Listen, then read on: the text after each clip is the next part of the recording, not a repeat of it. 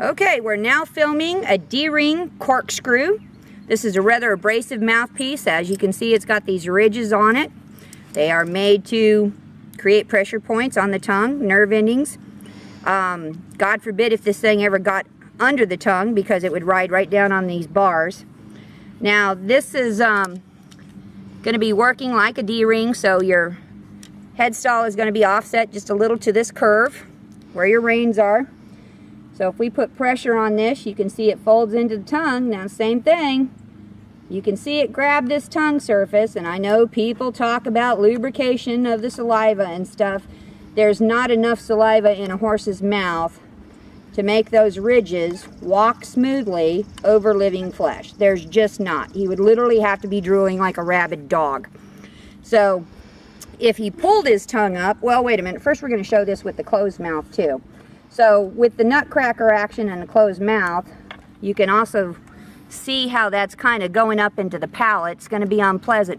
Now, as this grabs the tongue, the same thing, the lip is going to be right here too. And when you seesaw over, the lip is also going to be experiencing those ridges. If we pull our tongue out, this horse got his tongue over the bit. Not a pleasant sensation. Nothing nice about that. So when people talk about bits being soft, what they actually mean is your horse is going to back off the bit because he's in extreme pain or fear. This one's got a pretty big joint. I'm going to put the tongue back in so that we can do an overhead shot, and we'll get to see how this looks from the top to see that nutcracker action into the palate.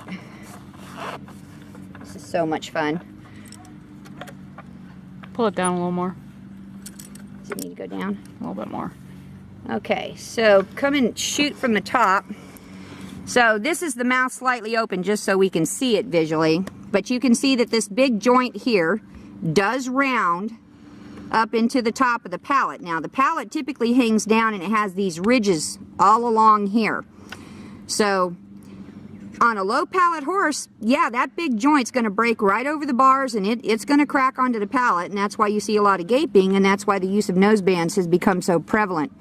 I'm really not sure how to fix that other than these should be cue bits. You should be touching, releasing, instead of just lugging back down onto your horse's face. So I don't recommend the corkscrew. It's obviously very grabby, very severe. Put it in the trash, hang it on the wall, make it into wind chimes.